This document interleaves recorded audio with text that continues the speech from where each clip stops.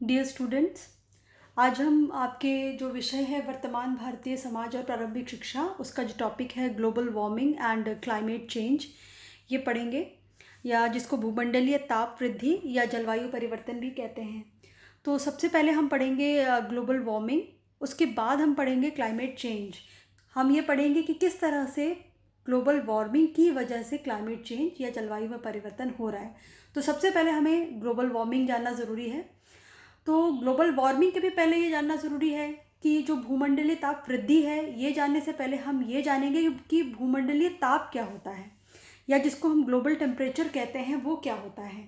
देखिए, क्या होता है कि जो सूर्य है, सूर्य धरती पर अपनी जो रेडिएशन है या जो विकिरण है वो डालता है। तो जो सबसे पहले जो हीट है वो कहाँ से आती है? फ्रॉम सन से धरती पे क्या आ रही है? सन से धरती पे हीट आ रही है। तो जब सूर्य से धरती पर हीट आती है तो वो टकरा कर वापस भी जाती है, यानी जो अर्थ है उसको रिफ्लेक्ट भी करती है। तो धरती पर जो सूर्य से जो हीट आ रही है और जो हीट रिफ्लेक्ट हो रही है, वो दोनों मिलकर, यानी जो उसका जो एक तरह से मैं बोलूँ कि सम है, वो बनाता है आपका ग्लोबल टेम्परेचर। उससे बनता है ग्लोबल टेम्परेचर। यानी जब जो सूर्य से आने वाली ऊष्मीय विकिरण होती है और पृथ्वी से परावर्तित होने वाली ऊष्मा के मध्य जो संतुलन होता है, उससे बनता है हमारा भूमंडलीय ताप या ग्लोबल टेम्परेचर। यानी जितनी हीट आई और जितनी रिफ्लेक्ट हुई, उसका जो संतुलन है, ठीक है, यानी जो बच गया, क्योंकि सारी तो रिफ्लेक्ट नहीं होती ना, तो उसके बाद जो बच जाती है और जो फिर उसके बाद टेम्परेचर बनता है, उसी को हम कहते हैं ग्लोबल टेम्परेचर। अब ये जो ग्लोबल टेम्परेचर है, ये ऐसा माना जाता है कि जो अर्थ का जो एवरेज टेम्परेचर है वो होता है लगभग 14 degree Celsius to 15 degree Celsius. ये भी आपको पता होना चाहिए कि अर्थ का जो एक ग्लोबल एक एवरेज टेम्परेचर है वो 14 डिग्री सेल्सियस से 15 डिग्री सेल्सियस है। लेकिन अब ये टेम्परेचर धीरे धीरे क्या हो रहा है? बढ़ रहा है। और ये जो टेम्परेचर बढ़ रहा है, इसी को हम बोल रहे हैं ग्लोबल वार्मिंग। ये आपको पता होना चाहिए, यानी भूमंडलीय ताप वृद्धि। ग्लोबल वार्मिंग का अर्थ क्या है? देखिए, क्या होता है कि अर्थ जो है, अर्थ के आसपास एक वायुमंडल होता है। ये आप सबको पता होगा, सब ने अच्छे से इस चीज़ को पहले पढ़ा होगा अपने स्कूल में, कि अर्थ है, अर्थ के आसपास एक हवा की परत होती है। उस हवा की परत को ही हम बोलते हैं वायुमंडल। ये जो वायुमंडल होता है, इसमें कई सारी ऐसी गैसेस होती हैं, बहुत सारी ऐसी गैसेस होती हैं जो अर्थ से आने वाली जो हीट है उसको एब्जॉर्ब कर लेती हैं। ठीक है, उसको एब्जॉर्ब कर लेती हैं और अर्थ के जो तापमान है उसको बनाए रखने का काम करती हैं। लेकिन अब इन गैसेस में क्या हो रही है? वृद्धि हो रही है, जिसकी वजह से जो हीट का एब्जॉर्प्शन या अवशोषण ज़्यादा हो रहा है। ये जो गैसेस क्या होता है? ये गैसेस हीट को अब्जॉर्ब करती हैं। अब जब ये गैसेस बढ़ेंगी तो हीट भी ज़्यादा अब्जॉर्ब होगी, तो उससे क्या होगा? उससे जो टेम्परेचर है वो भी बढ़ेगा। तो उसी को हम बोलते हैं ग्लोबल वार्मिंग। ग्लोबल वार्मिंग का क्या मतलब है? The increase in the temperature of earth's atmosphere. यानी अर्थ का जो एटमॉस्फेयर है उसमें उन गैसेस के कारण जो उसका टेम्परेचर है वो बढ़ रहा है, by the increase of certain gases. कुछ गैसों में वृद्धि के कारण पृथ्वी के वायुमंडल के तापमान में जो वृद्धि होती है, उसी को हम बोलते हैं भूमंडलीय ताप। सारी गैसेस की वजह से नहीं होती है, कुछ गैसेस की वजह से। कौन सी गैसेस? जो हीट को एब्जॉर्ब कर लेती हैं, उसको सोख लेती हैं, उसको उसको अवशोषित कर लेती हैं। और उसके बाद देखिए हम क्या पढ़ेंगे? उसके बाद हम पढ़ेंगे ग्रीन हाउस इफेक्ट क्या होता है। अगर आप ग्लोबल वार्मिंग पढ़ रहे हैं तो आपको ग्रीन हाउस इफेक्ट का भी मतलब बहुत अच्छे से पता होना चाहिए। ग्रीन हाउस आप लोगों ने देखा होगा, जैसे कई जगह पे ऐसे बने होते हैं और उसके अंदर पौधे होते हैं। क्यों होते हैं? क्योंकि ये जो पौधे होते हैं ये एक शीशे के अंदर बंद होते हैं। अब क्या होता है, ये जो पौधे हैं इनको ये ठंड के कारण ये ख़राब हो जाते हैं ये पौधे। तो इनको ठंड नहीं, इनको क्या चाहिए? इनको गर्मी चाहिए। तो इनको ऐसे एक ग्लास के अंदर रखा जाता है, ताकि जो ये ग्लास क्या करता है, ये सूरज से आने वाली हीट को सोख लेता है और यहाँ का जो वातावरण है ये गर्म रखता है। तो जो हीट आ रही है वो एब्जॉर्ब हो जाती है और इसको गर्म रखती है। इसी को हम कहते हैं ग्रीन हाउस इफ़ेक्ट। और सेम हमारी जो धरती है वो भी ऐसे ही काम करती है। जैसे कि ये अर्थ है और अर्थ के आसपास ये क्या है? ये आपका वायुमंडल है। अब क्या है? मान लीजिए ये सूरज है। सूरज से क्या हुआ? सूरज से किरण आ रही है, सूरज से किरण आ रही है तो ये क्या होगी, ये जो गैसेस हैं ये इसको क्या कर लेंगी, इसको एब्जॉर्ब कर लेंगी और अर्थ को गर्म रखेंगी। ये जो ग्रीन हाउस इफेक्ट है या अर्थ को जो गर्म रखने का, ये जो गैसेस होती हैं ये अर्थ को, ये हीट को सोख कर जो अर्थ को गर्म रखती हैं, ये बहुत ज़रूरी है। क्योंकि अगर ये ना हो तो हमारी अर्थ सोचिए कितनी ठंडी होगी, क्योंकि जितनी भी हीट आएगी सब रिफ्लेक्ट हो जाएगी, सब परावर्तित हो जाएगी, तो क्या होगा, हमारी अर्थ गर्म ही नहीं हो पाएगी। और हम लोगों को, पेड़ पौधों को गर्माहट की बहुत ज़रूरत है, कई जीव जंतुओं को। इवन आप बिलीव नहीं करेंगे कि अगर ये जो ग्रीन हाउस इफेक्ट है ये ना हो तो जो हमारी जो धरती है उसका टेम्परेचर लगभग कितना रहे, -18 डिग्री सेल्सियस। सोचिए, इतने ठंड में कोई भी सर्वाइव नहीं कर पाएगा, इसीलिए ग्रीन हाउस इफेक्ट की ज़रूरत है। ठीक है। अब ग्रीन हाउस इफेक्ट क्या होता है, वही जो मैंने आपको बताया कि it is the process by which radiation from planets atmosphere warms the planet surface to a temperature above what it would be without this atmosphere. मतलब यानी अगर ये ग्रीन हाउस इफेक्ट क्या है, ग्रीन हाउस इफेक्ट है जिसके through क्या होता है, किसी भी प्लैनेट का एटमॉस्फेयर क्या हो जाता है, गर्म हो जाता है। अगर ये ग्रीन हाउस इफेक्ट ना हो तो क्या होगा, तो जो अर्थ का टेम्परेचर है उसके विदाउट क्या होगा, उसके विदाउट या विदाउट उस क्या नाम है, इस तरह की गैस के प्रेजेंस के वो क्या हो जाएगा, वो बहुत ठंडा हो जाएगा। ठीक है, इसीलिए लिखा हुआ है the planet surface to atmosphere above what it would be without this atmosphere. यानी जितना इस गैसेस के बिना यहाँ का टेम्परेचर होगा, ये ग्रीन हाउस इफेक्ट उस टेम्परेचर को क्या कर देता है, इस गैसेस की मदद से बढ़ा देता है। और जैसे मैंने आपको बताया कि ये बढ़ना बहुत ज़रूरी है, अगर ये नहीं बढ़ेगा तो अर्थ बहुत ठंडी रहेगी। इसके बाद सबसे पहले देखिए ग्रीन हाउस इफेक्ट के बारे में किसने बताया था, जोसेफ फरियर ने बताया था। ये आपको पता होना चाहिए। जोसेफ फरियर जो थे 1824 में, उन्होंने ग्रीन हाउस इफेक्ट के बारे में बताया था कि भाई इस तरह से जो सूरज की रेडिएशन है वो धरती तक आती है और कुछ गैसेस होती हैं उसके एटमॉस्फेयर में जो उसको एब्जॉर्ब कर लेती हैं, वापस लौटने नहीं देती हैं। तो इसको हम ये सबसे पहले किसने बताया था, जोसेफ फरियर ने। लेकिन उन्होंने ग्रीन हाउस टर्म का यूज़ नहीं किया था, ग्रीन हाउस शब्द का या टर्म का यूज़ किसने किया था, नील्स गस्टफ एकहोम ने। ये आपको पता होना चाहिए। ठीक है। अब देखिए ग्रीन हाउस इफेक्ट जो होता है वो कुछ, जैसे मैं बार बार बोल रही हूँ कि कुछ गैस होती हैं, तो उन गैसेस को क्या बोलते हैं, उन गैसेस को बोलते हैं ग्रीन हाउस गैसेस। ये भी आपको पता होना चाहिए। ठीक है, जिसको GHG बोलते हैं, ग्रीन हाउस गैसेस। ये क्या करती हैं कि जो सूरज से जो रेडिएशन आती है उसको क्या कर लेती हैं, ये एब्जॉर्ब कर लेती हैं, यानी सोख लेती हैं।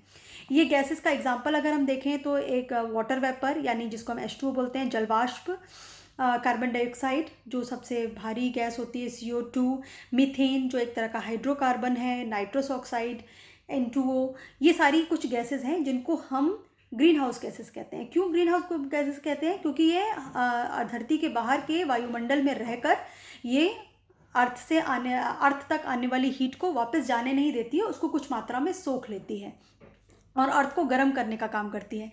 लेकिन वही वाली चीज़ है कि अति किसी भी चीज़ की अच्छी नहीं है। ये अर्थ को गर्म करने का काम तो करती है, लेकिन अगर ये गैस जितनी मात्रा में चाहिए उससे कहीं ज़्यादा बढ़ जाए तो क्या होगा, गर्माहट भी बढ़ती रहेगी। गर्माहट इतनी बढ़ जाएगी तो क्या होगा, जो अर्थ का जो ग्लोबल टेम्परेचर है वो बढ़ जाएगा और धीरे धीरे ज़रूरत से ज़्यादा अगर टेम्परेचर बढ़ गया तो वो क्या हो जाएगा, धरती के लिए हानिकारक होगा। इसके अलावा देखिए आप सबको पता है कि इलेक्ट्रोमैग्नेटिक वेव्स होती हैं, या जिसको हम इलेक्ट्रोमैग्नेटिक स्पेक्ट्रम भी कहते हैं।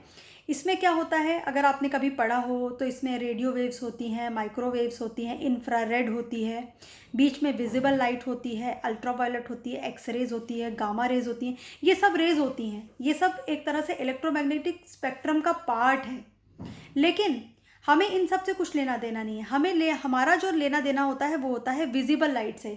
विजिबल लाइट मतलब वो रोशनी जिसको हम आंखों से देख सकते हैं। जैसे अगर आपने कभी प्रिज्म देखा हो, इस तरह से देखिए प्रिज्म होता है ना, जैसे आपने कभी प्रिज्म देखा हो तो यहाँ से वाइट लाइट आती है तो इधर से 7 रंग की लाइट निकलती है ना, तो उसको हम क्या बोलते हैं, उसको हम बोलते हैं विजिबल लाइट, जिसको हम आंखों से देख सकते हैं। लेकिन विजिबल लाइट के किनारे होती है इंफ्रारेड, या जिसको हम अवरक्त किरणें बोलते हैं, या अल्ट्रावायलेट, या जिसको हम पराबैंगनी कहते हैं। ये जो विजिबल लाइट है इसमें 7 होती हैं कलर्स, ये आपको अच्छे से पता होंगे, आप लोगों ने सबने पढ़ा होगा, जिसको हम विप ग्योर भी कहते हैं। Violet, indigo, blue, green, yellow, orange और रेड, ये सब सबको पता है, सब पढ़े हैं, ठीक है। अब इसमें क्या होता है कि मान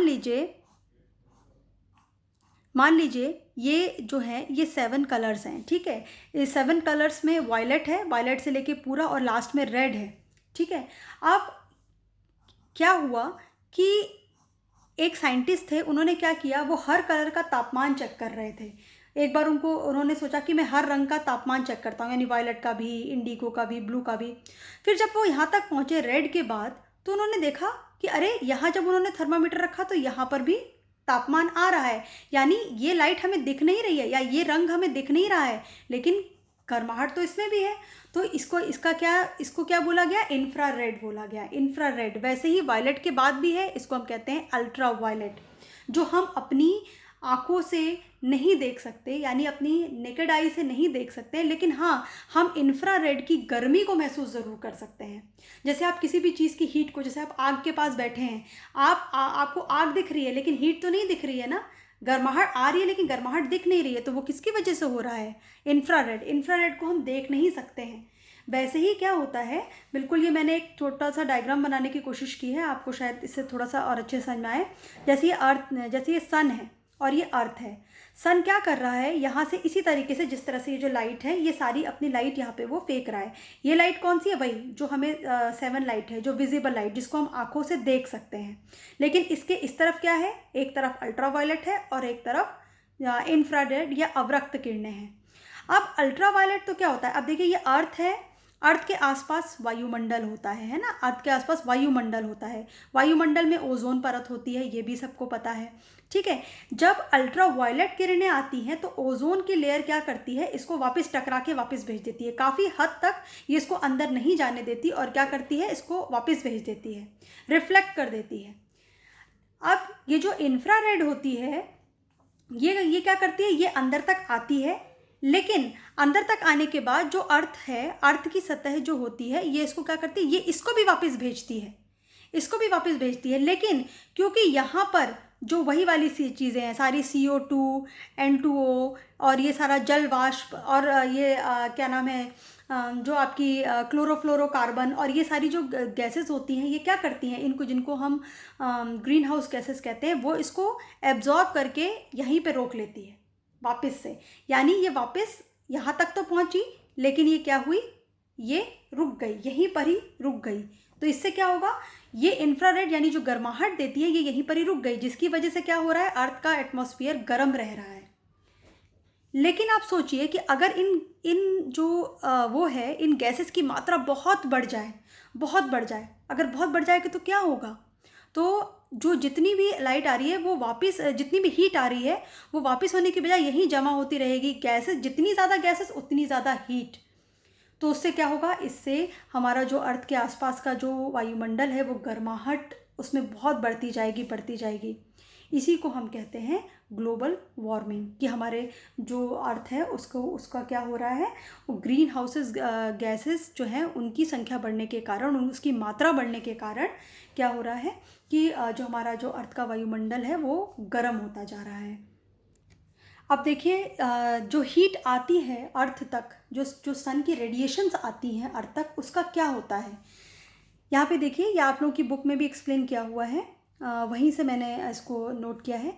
देखिए, जो हीट की रेडिएशन आती है, जो सन की रेडिएशन आती है, हीट की मतलब अर्थ तक जो रेडिएशन आ रही है, उसमें से 6% जो होती है वो क्या होती है, वो वायुमंडल में वापस से परावर्तित हो जाती है। वो वापस से क्या हो जाती है, वो आती है और तुरंत के तुरंत क्या होती है, वायुमंडल में वापस से रिफ्लेक्ट हो जाती है।